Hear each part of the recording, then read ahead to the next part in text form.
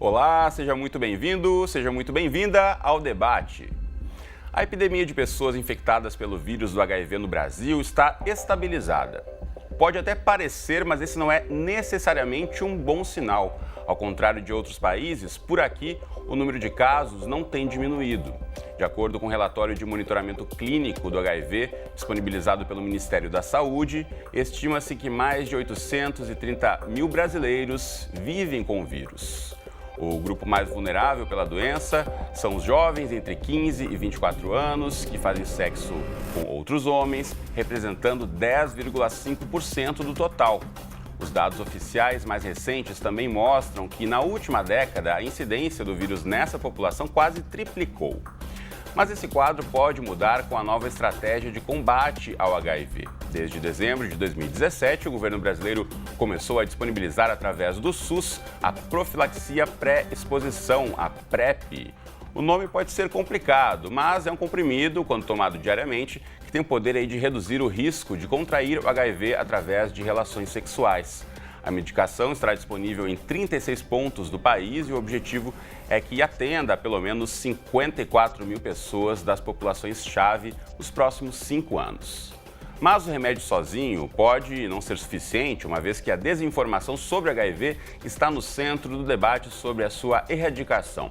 Cerca de 13% das pessoas infectadas ainda não foram diagnosticadas com a doença e uma pesquisa recente feita pelo UNAIDS, em parceria com o aplicativo de relacionamentos, descobriu que 24% dos jovens gays entre 18 e 24 anos, exatamente a população mais interessada no tratamento, ainda não sabe sequer o que significa PrEP. E você em casa, e sabe como funciona essa estratégia de prevenção ao HIV? No programa de hoje, vamos falar aqui então sobre PrEP, sobre PEP, casais sorodiscordantes, comportamento, diagnóstico e tratamento do HIV, AIDS e outras doenças sexualmente transmissíveis.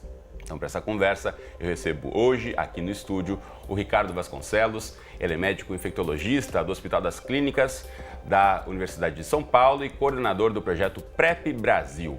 E também conosco aqui está o Salvador Correia. Ele é psicólogo e coordenador de treinamento e capacitação da ABIA, que é a Associação Brasileira Interdisciplinar de AIDS. Bom, obrigado aos dois pela presença, é um prazer recebê-los aqui.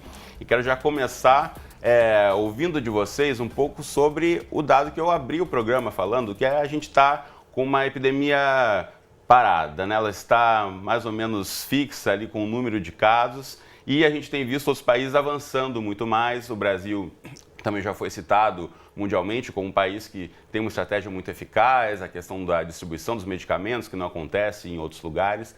Agora, por que a gente não consegue aqui diminuir o número de casos ainda, Rico? Eu já começo discordando de você, que você fala que a gente tem uma epidemia que está parada. Não, a gente tem uma epidemia que desde a década de 80, ela cresce. Ela nunca parou de crescer. Tivemos momentos em que ela cresceu mais rápido, tivemos momentos em que ela cresceu mais devagar. E a gente está agora no momento em que ela está acelerando. A gente não está com uma epidemia parada. E também penso que o Brasil é sim uma referência dentro desse enfrentamento da epidemia. Porque o que a gente consegue fazer em termos de tratamento para tanta gente que a gente faz aqui no Brasil é uma coisa muito bonita, que não são muitos países que conseguem. Mas a gente só faz metade do trabalho, falta coisa ainda. Qual seria a outra metade, então? Primeiro, garantir um acesso um pouco mais amplo à terapia antirretroviral e ao que existe de mais de ponta disponível no mundo em termos de terapia antirretroviral. Isso pensando em quem já vive com HIV. E pensando em prevenção, conseguir fazer também uma garantia de um acesso mais amplo ao que existe de mais de ponta quando se fala de prevenção. Sejam campanhas que de fato se comuniquem, consigam se comunicar com as pessoas que mais precisam ouvir sobre prevenção de HIV, seja usando insumos, técnicas, medicamentos de maneira ampla de prevenção, né? Como a PrEP que você acabou de falar. Agora, Salvador, por que o Brasil está nessa contramão, né? A gente vê, de fato, outros países, o próprio UNAIDS lança os seus relatórios mostrando que tem diminuído o número de casos em muitos países e por aqui não. Pois é, o Brasil está na contramão da resposta mundial em função de diversos fatores, né? Eu acho que um dos fatores que cabe a gente fazer um destaque especial é com relação ao retorno muito forte do conservadorismo na sociedade brasileira, especialmente o conservadorismo na política brasileira. A gente não tem conseguido abordar sobre prevenção nos espaços escolares, na sociedade de uma forma geral. Os grupos de organizações da sociedade civil, que valorizam os direitos humanos das populações mais afetadas pela epidemia têm fechado as portas. A gente tem percebido hoje que existe um problema muito grande de financiamento. O Brasil falou para o mundo no momento passado que estava tudo certo aqui. E, de fato, a gente teve um certo êxito no passado no enfrentamento ao HIV, só que é um êxito que a gente não consegue ter mais e as agências que financiavam essas organizações da sociedade civil saíram do país, estão retornando pouco a pouco, você consegue um financiamento ou outro. Então, a gente tem um problema de financiamento para valorizar os direitos humanos, valorizar a resposta da sociedade civil. E uma questão muito séria, muito grave, que é o retorno forte do conservadorismo no país. A gente vê aí que a arte está sendo vetada, uma arte que trabalha erotismo, que trabalha sexualidade. Não se pode falar em HIV e AIDS distante da lógica do prazer, distante da sexualidade. Então, assim, a gente precisa realmente repensar esses pilares que são básicos para o enfrentamento da epidemia. Bom, mas pensando numa nova estratégia, que a gente falou também aqui sobre a PrEP, que ainda é um enigma para muita gente. A gente fala a sigla, quem acompanha ou quem está interessado em acompanhar notícias de avanços sobre tratamentos já conhece, mas você fala com a população em geral, PrEP não é uma sigla ainda conhecida. O que é PrEP, afinal de contas, Rico? PrEP é uma sigla que vem da frase em inglês profilaxia pré-exposição, que consiste no uso por pessoas que não vivem com HIV de um medicamento antirretroviral todos os dias da sua vida, com o objetivo de bloquear essa infecção. Então é isso mesmo, é uma pessoa que não tem HIV tomar antirretrovirais, um esquema mais simplificado, não é igual ao de uma pessoa que está fazendo tratamento porque já vive com HIV, é o uso de antirretroviral para uma pessoa que não tem HIV para não pegar HIV. Mas por que precisa de PrEP se já não existe camisinha no mundo? É a pergunta que eu mais ouço na vida.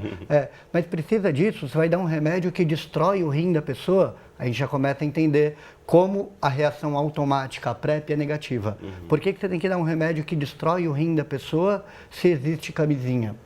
A gente sempre fala, porque não é todo mundo que consegue usar a camisinha do jeito que ela protege, que é de maneira correta e de maneira constante, Porque usar camisinha quase todas as vezes não funciona para você controlar uma epidemia num país. Você tem que usar todas as vezes. Usar camisinha da metade para o fim da relação sexual não funciona para proteger do HIV. Ou que nem tem muita gente que eu ouço contando que só consegue chegar à ejaculação se tirar a camisinha. Então, usar a camisinha só até a metade não protege contra o HIV. E quando vemos que o Brasil tem registrado mais de 40 mil novos casos de infecção por HIV todos os anos, eu só consigo pensar que, no mínimo, tem 40 e tantas mil pessoas todos os anos que não estão conseguindo usar a camisinha do jeito que protege do HIV. Porque a grande parte dos casos de HIV no Brasil são por transmissão sexual, A gente tem um número muito pequeno de droga injetável sendo a fonte de transmissão e um nome também bem menor de transmissão vertical. Então, penso que tem muita gente que não está conseguindo usar a camisinha do jeito que deveria. A gente pensando nos jovens, principalmente nesse grupo de jovens de gays ou homens que fazem sexo com homens, nesse grupo também que tem crescido muito e não tem parado, na verdade, de crescer o número de casos novos. E a gente pensa, essa geração é muito bem informada, tem acesso a todo tipo de informação na internet, isso é o senso comum que imagina. Então, por que esse jovem não utiliza a camisinha? Também é uma grande pergunta que não há uma resposta simples ou fácil, mas quais indícios a gente tem para tentar entender? Exatamente. Eu acho que não há uma resposta única para essa pergunta. É bem complexa, Mas, assim, eu acho que existe um discurso comum que que tenta trazer à tona, está na máxima, na frase, o jovem perdeu o medo. E eu não acho que é bem por aí. Eu acho que esse discurso é um discurso simplista que acaba culpabilizando o jovem, né, jogando na costa dele toda a responsabilidade pela prevenção, quando na verdade a gente tem um problema político, um problema social que envolve a prevenção. A prevenção é muito complexa, né? E assim, pegando o gancho do que o Rico falou agora, né, com relação à PrEP, a gente precisa devolver para a população a prevenção. Durante um tempo isso aconteceu, né, quando surgiu, por exemplo, a camisinha como forma de prevenção. A camisinha surge na década como forma de prevenção, né, porque ela existe há milênios. Mas ela surge como forma de prevenção ao HIV na década de 80. E isso se deu em função da comunidade LGBT, né, no momento em que era pregado pelo saber científico da época. A abstinência sexual com pessoas soropositivas, né, os casais sorodiferentes, né, eles eram orientados a não se relacionarem sexualmente. Isso era o que se falava no início da epidemia. Por amor aos seus parceiros, essas pessoas começaram a apostar na camisinha, mesmo contra a indicação daquele momento. E daí surge o que nós temos hoje como a principal forma de prevenção. Então, o que a gente precisa fazer hoje? Devolver a prevenção para as pessoas que estão sendo mais infectadas. Eu, como psicólogo, eu, como profissional da saúde, eu não tenho capacidade de decidir por ele. Eu acho que a PrEP ela entra nesse contexto, num contexto que a gente chama de prevenção combinada. Você combina uma série de ferramentas, você oferece para a pessoa uma série de ferramentas para que ela possa decidir aquilo que funciona para ela, né? Aquilo que funciona na singularidade dela, no prazer dela. Eu acho que é isso que a gente precisa ousar um pouco mais, não só do ponto de vista da saúde pública, mas como sociedade, no debate, de uma forma mais ampla, né, para que as pessoas possam, de fato, escolher, porque é ilusório você achar que você pode decidir pelo outro. Use camisinha, use camisinha, use camisinha. É importantíssimo a pessoa saber da importância da camisinha, mas não basta, ela tem que saber tudo que existe como possibilidade. Ainda mais no momento íntimo, né? Você não tem como prever a reação da pessoa, mas ela tem que estar consciente das opções que ela pode ter em termos de prevenção. Agora, a gente falava um pouquinho sobre o acesso, né, Rico? Você falou que ainda há muito a melhorar sobre o acesso, principalmente à medicação. Isso a gente consegue identificar que, por exemplo, nos jovens, pensando nos jovens principalmente, de baixa renda, ou que tem uma renda mais alta, há diferença no tipo de acesso à medicação ou a formas de prevenção? Eu posso dar o exemplo lá de São Paulo, de onde eu venho, né, que a gente, se for pensar que vivemos em 2018, num momento em que já existe tratamento para o HIV, então por que ainda tem pessoas que morrem de AIDS? Se você for analisar os dados de São Paulo, você percebe que dependendo da raça da pessoa, o risco dela adoecer por conta da infecção pelo HIV muda. Sendo que o risco de uma pessoa negra adoecer por HIV em São Paulo é maior do que o risco de adoecer se ela for branca. Isso mostra como, apesar de termos um SUS que teoricamente é universal, segundo a Constituição, ele atende toda a população de forma universal. Né? Isso, em São Paulo, que é uma cidade grande e, posso dizer, central no Brasil, se você sai um pouquinho do centro, você já encontra dificuldades de acesso não só à medicação, mas a um profissional, a um laboratório, ao horário na agenda.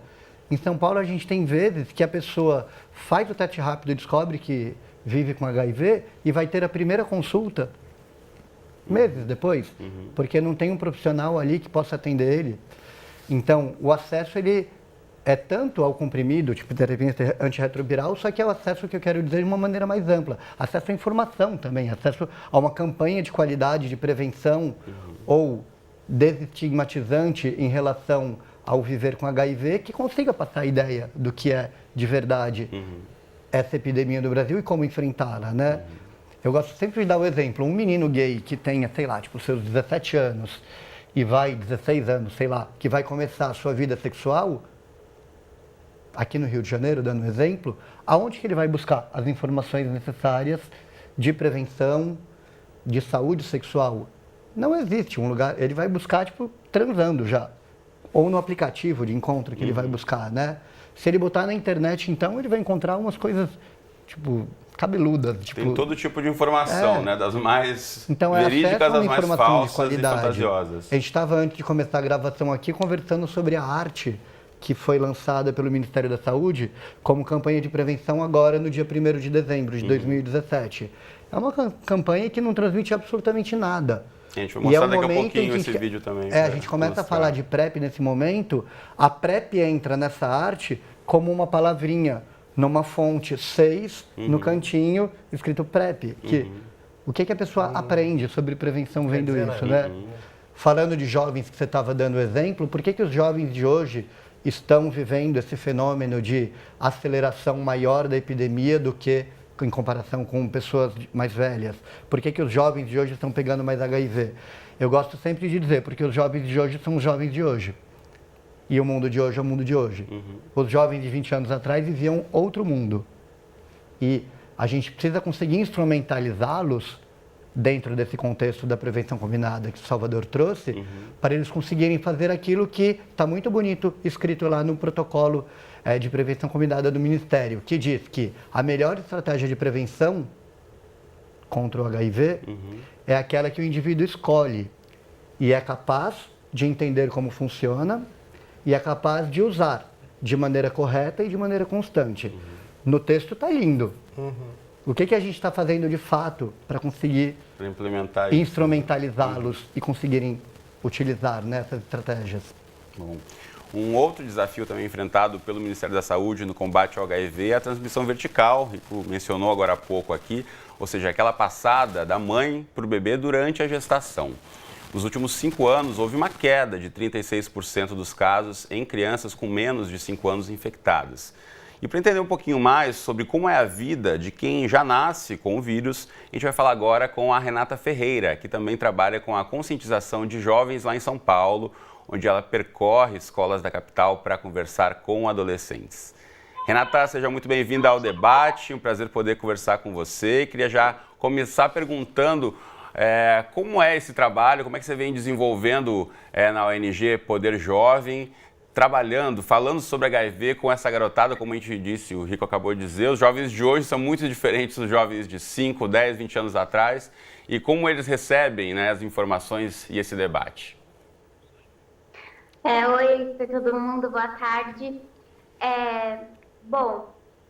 Eu trabalho num grupo, onde são 5 jovens comigo, e a gente costuma levar para as escolas, sobre a prevenção, sobre o que é, falar o que é o HIV, mostrar como pega. Inclusive, eu conto um pouco para eles, que eu, por exemplo, por eu ser transmissão vertical, eu não tive escolha de transmitir, de ser infectada pelo HIV, E hoje, a nossa geração, que costuma muito ir para festa, balada, baile funk, então eles não costumam muito, pensar nessa questão da prevenção, Então, é isso que eu levo para eles, Eu falo, gente, vamos usar o preservativo, tem a PEP, tem a PrEP, Usa um preservativo, porque você nunca vai saber se aquela menina ali que você achou super bonita, se ela vai ter um HIV, se ela vai ter uma hepatite. Então, a gente não está escrito na cara de ninguém, o que ela tem ou não. Então, a gente leva muito essa questão da conscientização e da prevenção. E para você, quando você relata para eles, por exemplo, que já nasceu soropositiva, como é a reação dos jovens, como se dá essa conversa e de eles, enfim, verem você ali conversando, muitas vezes pode parecer que é algo distante, que eles não conhecem ninguém, e identificar já alguém que fale com uma naturalidade como você sobre esse assunto? Infelizmente ainda falta muita informação, E a gente percebe isso no momento que a gente entra na escola. Então, eles infelizmente ainda acham que é uma coisa de outro mundo, que se você que um aperto de mão você pode estar sendo infectado pelo HIV, pelo um beijo, pelo um abraço, ainda existe isso, Mas depois, quando eu conto a minha história para eles sobre a questão do preconceito, bullying que eu sofri e tudo, questão de medicamento, eles entendem que uma pessoa que tem HIV pode ter uma vida totalmente normal, né? Desde que ela tome os antirretrovirais, vá às consultas, se alimente bem. Então, eu acredito que vai muito de pessoa para pessoa, porque muitas vezes a gente ainda está explicando para aquela pessoa o que é o HIV, como que ele é, como é transmitido, eles meio que não acreditam ainda, a gente ainda vê a questão do preconceito, então eu acho que vai muito de cabeça para cabeça. Bom, você tem uma história que a produção me passou, Renata, que se você me permitir, eu queria que você contasse novamente agora aqui ao longo do programa um pouquinho sobre a história do bullying. Você mencionou que tem uma história bem forte em relação a um ex-namorado. Eu acho que isso exemplifica muito ainda sobre esse tabu e essa falta de informação que você mencionou, né? Sim, então, eu entrei no ensino médio, né, e foi bem nessa época, assim, que eu descobri o que era o HIV, que eu podia ter uma vida normal e tudo mais. E aí foi onde eu tive meu primeiro namorado na escola. E aí eu decidi contar pra ele, porque eu tinha medo do que iria acontecer pra gente e tal, então eu decidi contar. E geralmente é o pai e a mãe daquela pessoa que não aceitam, né? Então, não quero meu filho ou minha filha com uma pessoa soro positivo. Então, ele ficou meio assustado, assim, de cara, quando eu contei, porque ele achou que era uma coisa totalmente de outro mundo. Ele achou que eu ia morrer, enfim.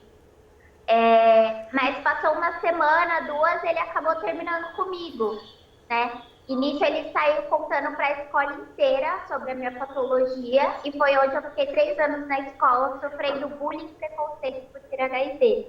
Então ninguém mais queria dar mão, ninguém queria chegar perto, ninguém queria abraçar porque achava que eu iria transmitir o vírus.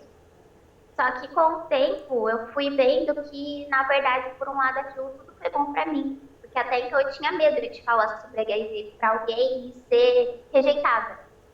E então foi a partir disso que eu comecei a falar, da entrevista, a gravar vídeos. Então, por um lado, foi muito bom para mim. Bom, teve esse lado positivo, felizmente, mas a partir de uma experiência negativa e um sofrimento também, obviamente, que você passou ao longo de toda essa formação, né? E a gente vê, muitas vezes, a gente falava aqui sobre onde o jovem vai buscar informação. Pegando pelo caso da Renata, a própria escola poderia utilizar isso como um espaço para essa discussão, para desmistificar muito esse assunto e infelizmente a gente não vê isso, não via na época da Renata, não via na época que eu estava na escola. Hoje em dia a gente vê que isso também continua não acontecendo, né, Rico? Com certeza. Quem quer comentar, Rico? Eu acho que cada vez menos. Acho que a Renata trouxe uma coisa muito importante, que é justamente esse retorno da ausência de informação no espaço escolar. Eu tenho a sensação que na década de 90 a gente conseguiu avançar um pouquinho nisso. Tinha algumas ações pontuais nas escolas que trabalhavam sexualidade. Chegou até a ter um programa nacional, o PSE, de saúde na escola, trabalhava um pouquinho isso. Agora a gente parece que está retrocedendo, não se fala mais sobre isso na escola, a ponto da pessoa achar, como ela falou, que um aperto de mão transmite HIV. Pois é, isso a gente tá mais de 30 anos depois do início, né, dos primeiros casos que a gente foram descobertos, as pessoas acham que aperto de mão, que um abraço ou qualquer outro contato como esse vai passar HIV, né? Isso, para mim, mostra bastante como a epidemia de HIV é uma questão completamente intersetorial, né? Que é muito mais do que sexo sem camisinha que transmite HIV, mas é falta de informação, como eu dei o exemplo agora há pouco da raça, é racismo que transmite HIV, desigualdade social que transmite HIV, é intersetorial. Então, não ter uma informação desse tipo pode fazer com que algumas pessoas venham a se infectar ou pode fazer com que a vida de quem já vive com HIV seja pior. O que pode, por exemplo, afastá-la do tratamento, afastá-la de uma qualidade de vida. É completamente intersetorial.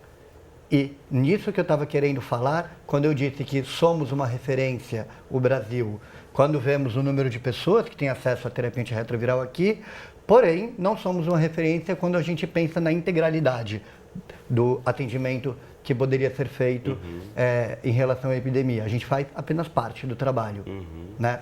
Então, dar acesso ao remédio para parte da população não é simplesmente a resposta para todos os problemas. Ou até diria, dar apenas remédio para quem vive com HIV, ou para quem consegue chegar até o remédio, não é tudo. Falta de informação como essa podem fazer com que a Renata, que toma remédio, que está indetectável, que está com saúde, não tenha, por exemplo, saúde mental. Tem uma vida pior por conta de uma questão, aquela intersetorial educacional que eu estou falando, que faltou. O Herbert Daniel chamava do vírus ideológico, né? É o vírus que permeia a nossa sociedade e que tem um potencial destruidor tão grave ou até mais grave do que o vírus biológico, propriamente dito, né? E assim, hoje eu afirmo, também vivo com HIV, assim como a Renata, e eu não tenho a menor dúvida de que a pior faceta da epidemia é a discriminação, o estigma e o preconceito. Acho que isso a gente consegue evoluir no tratamento, a gente consegue incorporar lentamente alguns medicamentos novos no Brasil. Lá fora tem medicamentos melhores do que aqui, eu acho que isso é um ponto que a gente precisa frisar. O Brasil tem dificuldade para incorporar medicamentos, então assim, o tratamento é legal, é universal, isso é importantíssimo. A gente fez ano passado 20 anos da Lei de Acesso Universal para comemorar, só que o nosso tratamento ainda está defasado. Se você for para outros países, tem tratamento que tem menos efeitos colaterais. E isso em função da dificuldade que a gente tem para incorporar medicamentos no SUS, em função dos custos das patentes de medicamentos. Então, acho que esse é um debate que precisa ser aprofundado, né? A gente tem a questão da propriedade intelectual por medicamento e acaba muitas pessoas morrendo em função disso, né? Porque não conseguem ter acesso. Quero voltar a chamar a Renata para agradecer a participação dela e me despedir. Renata, muito obrigado por ter aceito o nosso convite e compartilhar sua história conosco aqui no debate. Que você continue aí fazendo a diferença junto a esses jovens, levando informação. Tá bom, obrigada a vocês. Muito bem. A gente vai voltar daqui a pouquinho e faremos um breve intervalo. A gente já volta falando um pouco mais sobre alguns detalhes que a gente mencionou aqui, a questão, por exemplo, de casais que um tem HIV, o outro não tem, sobre formas de prevenção, sobre essa história, será que PrEP realmente é o equivalente à vacina? É isso mesmo ou não? A gente volta depois do intervalo esclarecendo essa e outras questões. Olá, nós estamos de volta com o debate. Hoje a nossa discussão é sobre HIV, AIDS, prevenção e estratégias de tratamento de doenças sexualmente transmissíveis. A chegada ao Brasil da PrEP, considerada por muitos como um medicamento com efeito mais próximo ao de uma vacina contra a AIDS, tem provocado muitas questões. Direcionada à população mais vulnerável pela doença, isto é, jovens gays, transexuais, profissionais do sexo, entre outros, a profilaxia de pré-exposição, disponibilizada pelo SUS desde dezembro de 2017, já em alguns estados, mantém o Brasil como um dos países mais avançados no combate ao HIV em todo o mundo.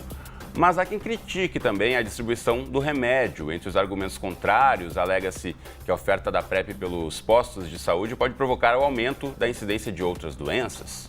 Então, para falar sobre tudo isso e muito mais, recebemos hoje aqui no estúdio o Ricardo Vasconcelos. Ele é infectologista do Hospital das Clínicas de São Paulo e coordenador do projeto PrEP Brasil. E também conosco está aqui o Salvador Correia, que é psicólogo e coordenador de treinamento e capacitação da ABIA, que é a Associação Brasileira Interdisciplinar de AIDS. Bom, mas antes de a gente começar ou recomeçar o nosso bate-papo aqui no estúdio, a gente vai mostrar um trechinho da campanha mais recente do Ministério da Saúde, lançada em dezembro de 2017, sobre a prevenção do HIV. O nome da ação é #VamosCombinar. Hoje tá combinado, tudo no esquema, tudo organizado. Vai ter samba, rock, sertanejo e quem sabe um luau improvisado. Tá combinado, tá protegido. Vamos combinar, o melhor da vida é ter liberdade para aproveitar. Tudo que numa festa, balada, filminho ou banco de trás pode rolar. Tá combinado, tá protegido. Vamos combinar quando aquele lance rolar, nada de vacilar, combinado. Se liberta, curte, respeita, sem deixar de se cuidar. Tá protegido. Tá combinado, Tá protegido. Tá protegido. Vamos combinar. A sua liberdade todo mundo tem que respeitar. Se você curte ela, ele, eles ou todo mundo, ninguém pode julgar. Tá protegido.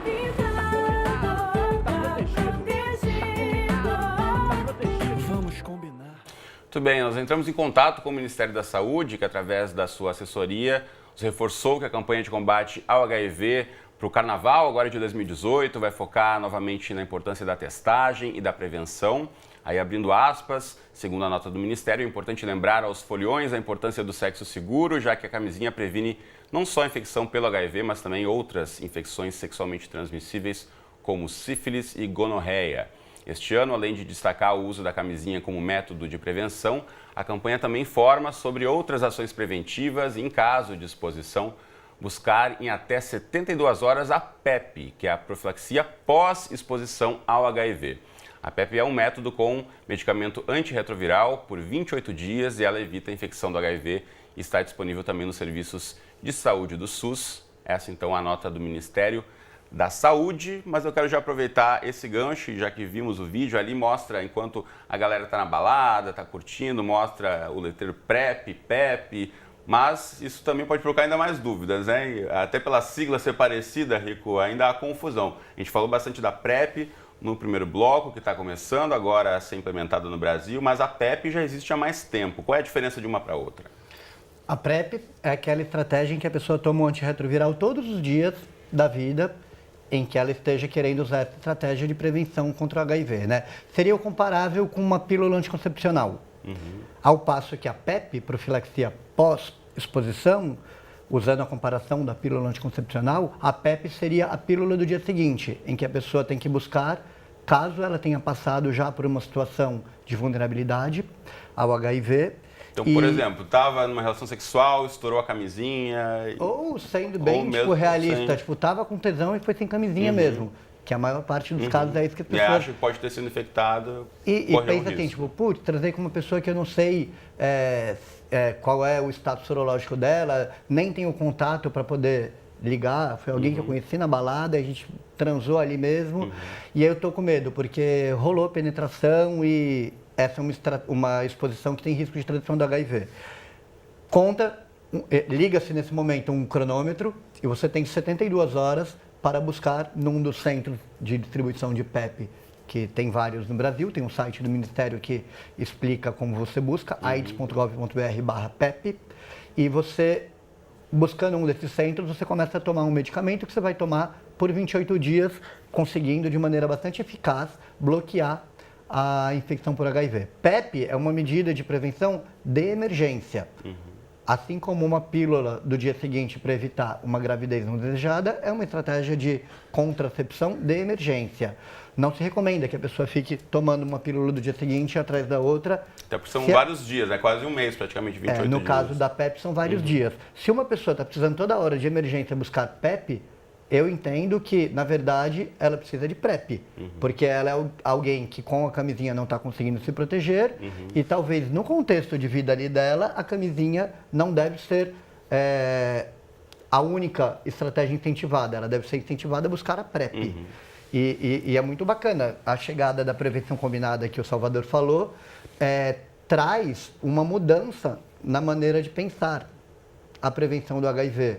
Porque você começa a considerar que se uma pessoa, por exemplo, não usa camisinha em 100% das vezes, a gente fala, ok, eu entendo, mas continue aqui com a gente. Venha tomar PrEP, vamos se testar com frequência que você vai estar, sim, protegido contra o HIV. Chegou a hora da gente ressignificar o conceito de sexo seguro. Porque sexo sem camisinha, tomando PrEP, é sexo seguro também, contra o HIV. Já deve ter um monte de gente no Brasil vendo eu falando isso, falando, mas as outras ISTs? Não é? Essa é a próxima pergunta que eu vou fazer para vocês, porque Deve ter gente muitos argumentos vêm em relação a essa questão. Ok, mas não é só o HIV, tem tantas outras, né? A gente vive nesse momento aí, também fala assim, epidemia de sífilis, não só no Brasil, em outros países, nos Estados Unidos. Muitos casos de sífilis e se fosse pela questão do medicamento, a gente sabe que a medicação para tratar a sífilis existe há muito mais tempo do que a medicação que a gente vê hoje em dia para o HIV. Então, existir também um medicamento não é simplesmente o fim de nenhum tipo de doença. Mas veja que faz parte de uma estratégia que vai ser bem sucedida de controle de uma epidemia da sífilis, mais do que tentar empurrar a camisinha goela abaixo em quem não consegue usar ela direito, diagnosticar e tratar o máximo de casos que você conseguir. E nisso, a PrEP tem um papel maravilhoso. Quando alguém vem falar para mim assim, mas a PrEP só protege do HIV, não protege da sífilis, e os casos de sífilis estão explodindo. Eu falo, sim, quem estiver em PrEP vai estar sempre em dia com a sífilis, porque de 3 em 3 meses a pessoa vai estar fazendo um exame de sífilis. Então, no máximo, ela vai ficar 3 meses com sífilis, transmitindo para outra pessoa, porque em 3 meses ela vai ser testada de novo e tratada. Quanto mais pessoas estiverem numa comunidade em PrEP nessa rotina, mais fácil vai ser diagnosticar e tratar, quebrando assim a cadeia de transmissão da sífilis. Então a camisinha é uma das estratégias de prevenção que controla a epidemia de sífilis. Diagnosticar e tratar é outra. Isso. Não é? Exatamente. A gente, considerando a prevenção combinada, a gente inclui aconselhamento como uma Sim. forma de prevenção, né? O diagnóstico, o tratamento. Então, assim, não existe o caminho único. A opção do caminho único na camisinha é uma opção que nós já optamos há 20 anos atrás e que foi um fracasso. Acho que a gente tem que colocar isso em evidência. Essa opção que nós tivemos foi um fracasso. Então agora é hora de experimentar coisas novas. E nesse experimentar coisas novas está essa devolução para a sociedade, o direito de decidir informado. É o que a gente chama de decisão informada. A pessoa vai estar informada para decidir. Se ela tem acesso a um serviço de saúde, se ela tem um atendimento de qualidade, um aconselhamento completo, se ela tem acesso a uma informação ampla sobre tudo que ela pode fazer com a saúde dela em termos de prevenção, ela, sem sombra de dúvidas, vai ter ali uma condição de poder decidir o que ela vai fazer, o que ela vai escolher. Né? E aí eu pontuo uma coisa que eu acho bem importante. Você falou, se ela tiver um aconselhamento de qualidade, se ela tiver acesso à informação, esbarramos aí em uma coisa que, na minha opinião, é o maior obstáculo para que a gente tenha uma campanha bem-sucedida de prevenção combinada que consiga controlar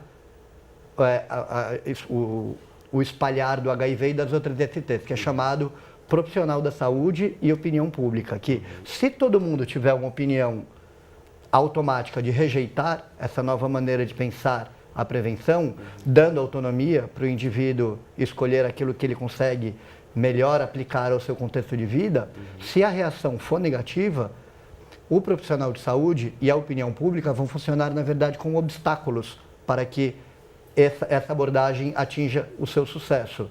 Quando, na verdade, os profissionais de saúde e a população deviam funcionar como facilitadores de prevenção, né? Eu tenho uma história para contar, tipo que um paciente que eu acompanho, que estava buscando informações sobre PrEP, foi ao Museu da Diversidade, lá em São Paulo, que fica dentro da estação de metrô República, que é um lugar de grande concentração de população LGBT. Bem no centro de São Paulo. Bem no centro de São Paulo. Foi perguntar sobre em que pé que está a PrEP aqui no SUS. E a orientação que o Centro da Diversidade deu para ele foi: não tome PrEP, é péssimo, é muito melhor usar camisinha. Então, enquanto a gente estiver encarando dessa maneira, e eu sei que profissionais de saúde, na sua grande parte, encaram dessa maneira, a gente vai ter um programa de prevenção combinado que está nascendo falho já. Então, as pessoas precisam entender qual que é a ideia antes de começar a criticar, né? Existem os trabalhos que eu acho incríveis, que tentam apresentar para profissionais de saúde casos fictícios, situações diferentes, em que pessoas com diferentes vulnerabilidades precisariam ser aconselhados quanto à prevenção. E a resposta, em várias vezes, trabalhos feitos nos Estados Unidos, do profissional de saúde é: para aquela pessoa que mais vulnerabilidade tem, o profissional tem menos vontade de dar PrEP. Porque pensa, se eu der PrEP, ela vai pegar mais sífilis. Se eu der PrEP, ela vai parar de usar o pouco de camisinha que ela usa. Sendo que, na verdade, aquele caso de alta vulnerabilidade era o que teria o maior benefício em uso da PrEP. Isso só para ilustrar como o profissional de saúde pode funcionar como um obstáculo. E nisso, a opinião pública também. Sem dúvida. E tem muita discussão, né? A gente fala aqui novamente sobre detalhes, subjetividades na vida das pessoas. Então, isso é muito importante a gente pensar que não existe, eu acho, uma fórmula que caiba para todo mundo, como bem disse o Salvador aqui, é importante a gente pensar em diversas estratégias e ferramentas, porque não existe, né, padrão de comportamento, apesar de muita gente acreditar ou gostar de acreditar que sim, né? Mas apesar dos avanços na medicina, que a gente já está falando aqui, ainda não existe um remédio que seria ótimo se existisse, infelizmente ainda não encontraram, que é o remédio contra o preconceito. Quem é soropositivo pode, muitas vezes, encontrar dificuldades para lidar com um parceiro ou uma parceira que não tem o vírus, por exemplo. Mas, felizmente, esse não foi o caso dos nossos próximos convidados. Eles são o Giovanni Henrique e o Geandro Borba, são namorados e são sorodiscordantes, ou seja, um tem o vírus HIV e o outro não. Então vou chamá-los agora para conversarem conosco. Muito bem-vindos ao debate, obrigado pela participação de vocês. E já queria começar fazendo essa pergunta sobre o já sabia, não sabia, como é que foi no início da relação de vocês em relação à sorologia, como é que foi essa conversa, quando houve, quando vocês se conheceram? Oi, primeiramente obrigado pelo convite da gente estar aqui participando do programa, tá? Ele já sabia de mim, eu por conta que já tinha feito já uma publicação no Facebook, né? Tinha aberto isso pro pessoal, que era amigo. Então, por conta de toda a repercussão, quando eu conheci ele já sabia da minha sorologia, então a gente não teve problema quanto a isso. Quanto contar ou não, porque ele já sabia disso. O pessoal pensar, né, como eu vou falar, como eu não vou falar. Isso era uma coisa que eu já sabia e foi bem tranquilo, assim, quando a gente se conheceu. Agora, quando foi contar, por exemplo, para a família, ou quando a sua família ficou sabendo, Jando, que você estava tendo relacionamento com uma pessoa que é soropositiva, como foi a reação? No início, quando a gente se conheceu, a gente decidiu que não ia contar, né, que a gente ia aguardar um pouco. E em agosto, eu recebi uma mensagem no Ceará dizendo que teu namorado tem AIDS. Aí eu fiz uma publicação no Facebook, então foi que a minha família toda ficou sabendo. Mas a aceitação foi bem tranquila, assim, o pessoal tentou entender o que era o HIV, né, as formas que a gente se previne, e a aceitação foi bem tranquila. Isso é importante, né, a gente também trazer essa questão, e eu quero aproveitar o exemplo dos meninos que estão falando com a gente pela internet para trazer essa questão para o estúdio, a gente falando de soro diferentes ou soro discordantes, né, Salvador?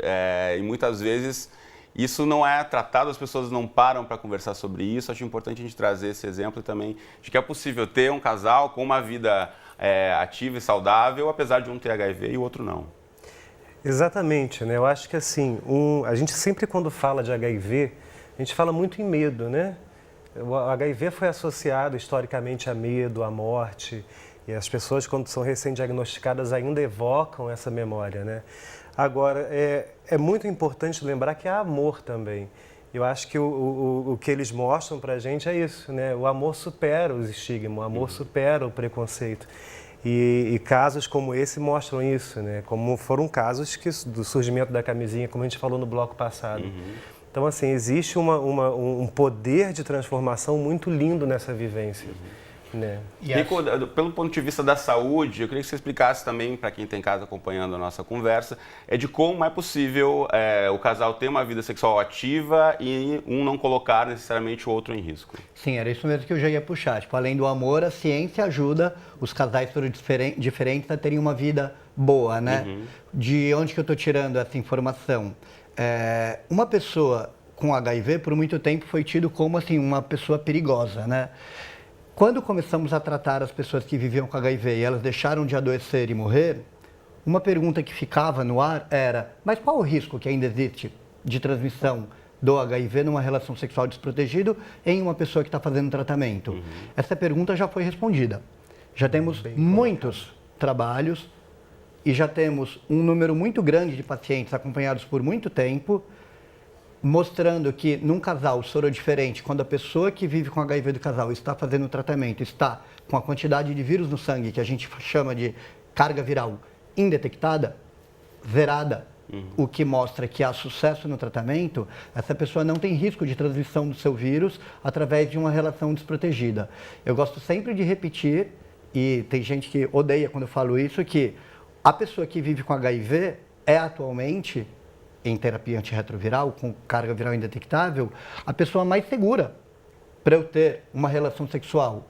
E por que eu falo isso? Porque se eu for transar com um cara que tem a última sorologia negativa para HIV de, sei lá, outubro do ano passado, eu não sei o que ele fez de outubro até agora. E pode ser que ele tenha pego HIV no meio desse caminho. Se ele pegou, ele não fez o diagnóstico ainda. Se ele não fez o diagnóstico ainda, ele não começou o tratamento ainda. Se ele não começou o tratamento ainda, ele ainda tem vírus circulando no sangue. E, portanto, ele tem risco de transmissão. Já, se eu for ter uma relação com uma pessoa que vive com HIV e está fazendo tratamento, eu tenho certeza que ele não vai me transmitir o vírus. E voltando ao que eu falei de ressignificação de sexo seguro, eu gostaria de pontuar que sexo sem camisinha com uma pessoa que vive com HIV e está com carga viral indetectável é sexo seguro. E a ciência está aqui para mostrar que o que eles estão fazendo ali é permitido, não vai ter castigado e não vai ter nenhum desfecho negativo relacionado a isso. Eu adorei o que ele falou da hora que ele contou para a família. Eu não sei se eles chegaram a apresentar os dados científicos, assim como eu estou falando. Vamos voltar a chamar os meninos, então já estão na já tela estão lá, ali. Vocês podem falar como é que foi esse momento da conversa com a família, Jeandro? Eu sei que o Jeandro também trabalha no posto de saúde, isso pode ter contribuído também para ter um acesso à informação de qualidade, por já conviver com isso diariamente, mas como foi esse momento de falar com a família? Vocês levaram dados, informações, como é que foi? Para mim foi mais fácil por estar vivenciando ali a saúde no dia a dia e ter contato, né, com pacientes que também fazem tratamento antirretroviral. Mas com a família foi como eu tinha feito aquela publicação ali, eu expliquei a diferença entre o HIV e AIDS. Então todo mundo que leu aquilo meio que já, quem não tinha informação, já absorveu a informação ali. Então, quando a gente foi falar com a família, já foi aquela questão, o HIV é isso, o AIDS é aquilo. As chances dele transmitir para mim são muito baixas, porque ele faz, né, o tratamento de forma correta, está com a carga indetectável. Ainda assim, a gente usa outros métodos de prevenção. Então, foi realmente com informação que a gente tentou levar para combater o preconceito e o medo das pessoas. Eu queria perguntar para o Giovanni também uma questão que antes de conhecer o Jeandro, como era a vida de solteiro vivendo com HIV? A gente falou um pouquinho aqui sobre preconceito, sobre as pessoas, qual o momento de falar ou não falar, se falar que vive com HIV. Como era para você lidar com isso? Então, sem sombra de dúvida, era o que era mais difícil, né? Porque eu era solteiro e eu sempre gostava de informar os meus companheiros.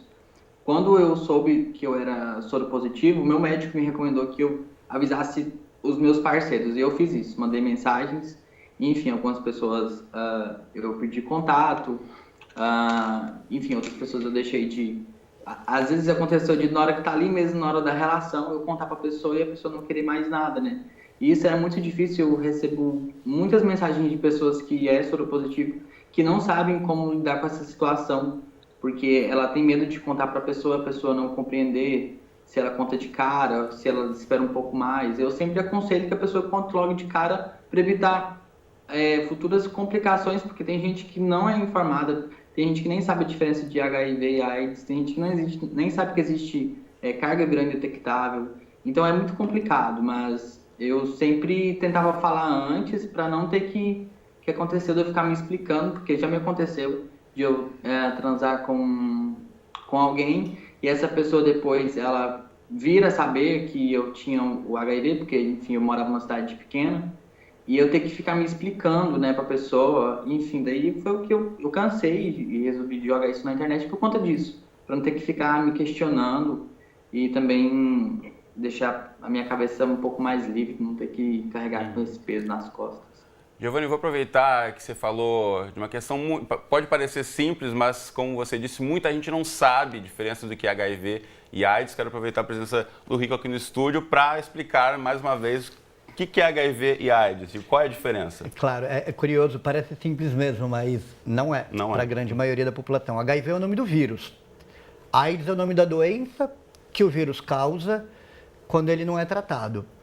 Uma pessoa entre pegar HIV e desenvolver AIDS, isso não acontece em um dia. Costuma demorar, às vezes anos, às vezes 10 anos ou mais, 8, 9, 10 anos, demora para a pessoa ficar doente. Doente é a pessoa que tem aquele aspecto que a gente lembra dos filmes, que sempre tem alguém morrendo, magrinho, com diarreia. Isso é uma pessoa com AIDS.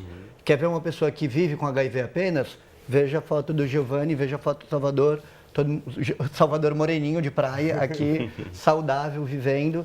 Então, definitivamente, separem isso na cabeça de vocês, que HIV é um vírus que pode ser tratado e controlado sem trazer desfechos negativos como trazia antes do tratamento. E a AIDS é a doença que é desenvolvida numa pessoa que não buscou o tratamento em tempo.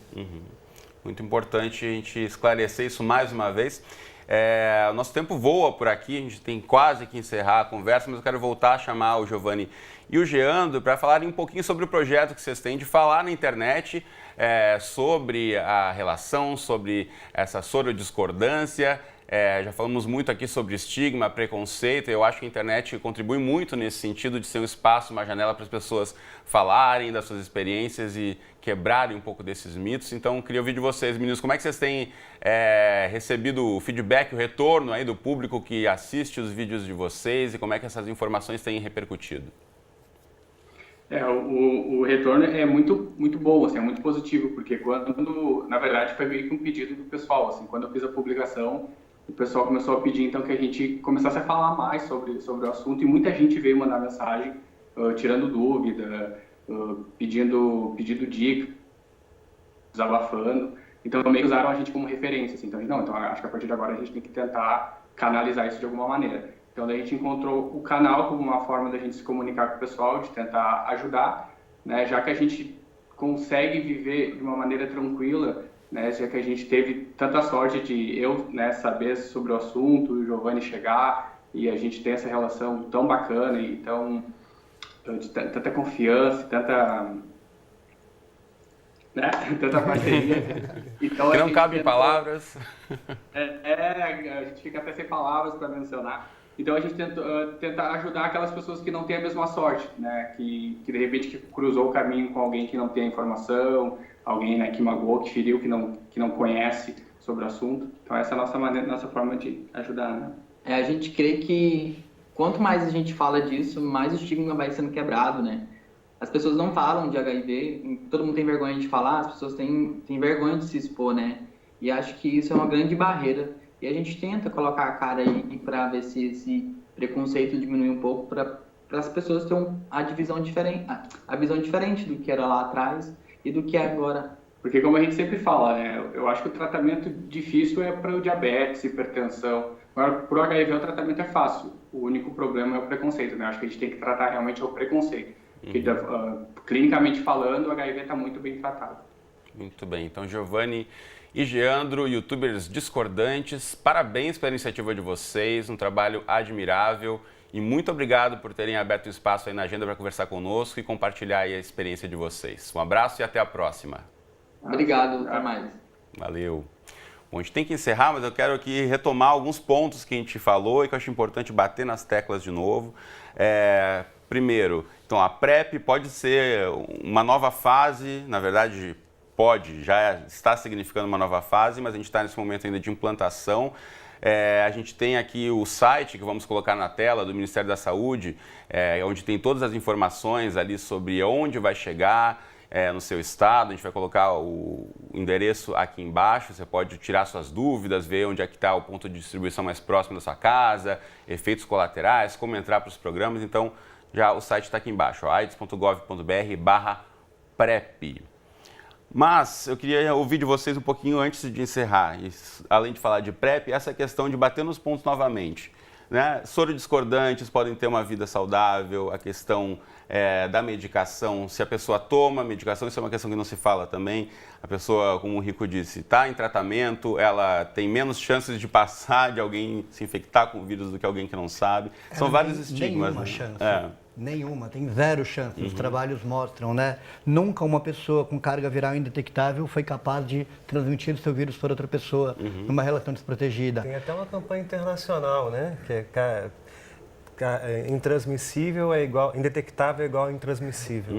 Então, assim, existe um movimento internacional para que a gente divulgue essa informação. E é completamente diferente você falar transmite menos e não transmite. Nunca teve um caso de pessoa com carga viral indetectável ter transmitido o seu caso para outra pessoa. É até bom lembrar que já tem casos de pessoas que em PrEP se infectaram. Pouquíssimo, super, super pouco. Assim, de contar na mão, dentro de 100 e tantas mil pessoas que estão tomando PrEP como prevenção no mundo. E não temos nenhum caso de pessoa com carga viral indetectável transmitindo seu vírus.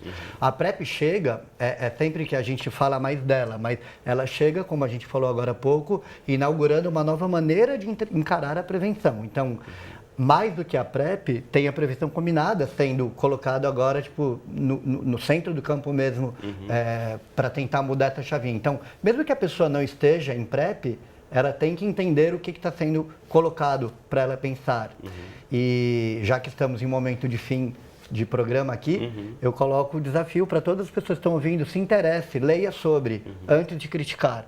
Venha entender primeiro o que a gente está propondo antes de falar isso não vai dar certo. O que não deu certo, como o Salvador falou, foi ficar repetindo como um mantra, use camisinha. Tem até uma pesquisadora aqui do Rio que fala que foi o imperialismo do látex, que eles ficaram tipo, repetindo camisinha, repetindo. Isso que não deu certo. Então, O novo sempre vem, né? A gente já cantava Elis, né? O novo chegou. Muito bem, então fica a provocação para você de casa também buscar outras informações sobre PrEP. A gente vai continuar falando sobre HIV, AIDS, DSTs aqui no Futura, no debate também em outras oportunidades. Agradeço aos dois pela presença. Muito obrigado. Foi ótimo. Obrigado. Muito obrigado. Valeu. Você de casa, você encontra esse e todos os outros episódios do debate no Futura Play. Um abraço e até a próxima.